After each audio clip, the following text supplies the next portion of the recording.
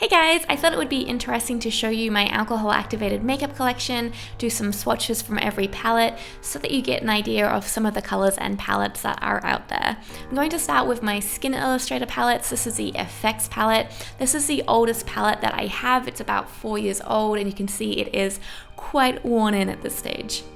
It's also worth noting that as I go along, I get better at having more opaque swatches. So they start out kind of translucent and then I get better at really packing in the pigments as I go further along in this tutorial. This is the Necromania palette by Skin Illustrator. This is really good for zombies and the undead. You can see I've used the grey colour and the dark moss quite a lot. Also worth noting that the dead flesh colour matches my skin tone almost perfectly.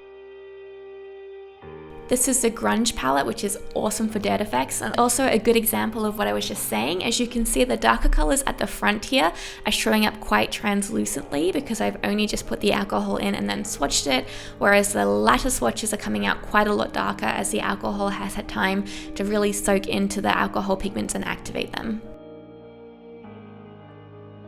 This is the Complexion palette and the palette that I use the most. I really like this one. The pastel yellow, the cool blue, and the DT blush are really awesome skin finishing colors, which is something that Brian Sipe taught me, so thank you for that invaluable tip. And then all of the pinks at the top are also really good at color matching skin tones, but I really love using them to paint the inside of wounds as well. And this palette I got quite late in the game as well. I might have only had it for a year or two, and I don't know how I lived without it before. So before that, I used this palette the most. This is the Light Fleshtones palette. The Vein Blue and the Olive Adjuster were good for adjusting skin tones, and then I used the two pinks for the inside of wounds, and then the range of light flesh tones in the top row, which I was using to color match to people's skins as well. As you can see, the Rice Paper and Natural 2 have been quite heavily used. This is David Leroy Anderson's Zombie palette, and I bought this. This is actually probably the third palette that I ever bought. It is quite old too, but I just haven't used it a lot. I bought it because it has a lot of the colors that I was using a lot in other palettes, but then I was just using the original palettes rather than using this one. This is Eryn Krueger Mekash's American Horror Story palette, and again, similar story. It's got a lot of colors that I use a lot in other palettes, but then I just go to the original palettes rather than this, and this was a gift from Powdah. This is the Dark Fleshtones palette in the little onset size, and it's also got different undertone adjusters for darker skin tones on that bottom row as well.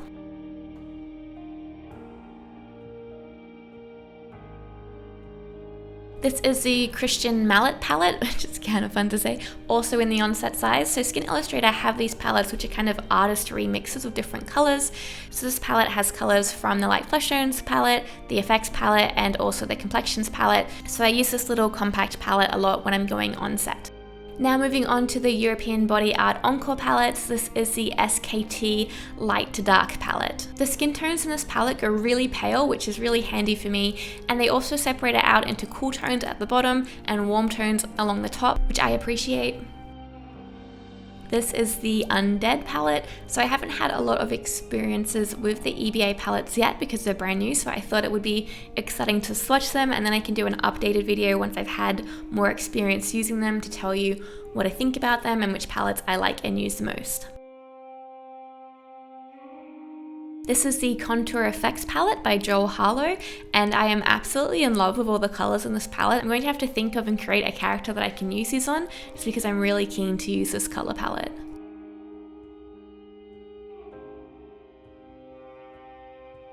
This is Neill Gorton's Old Age palette, and again, Old Age is something that I should really be practicing and working up to, so perhaps I can use this palette soon with an old age makeup.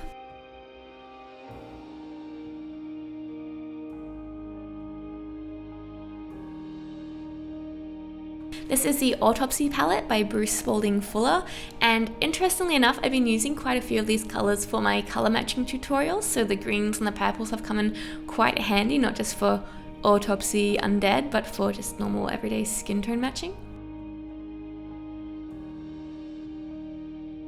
This is the Flesh palette by Neill Gorton as well.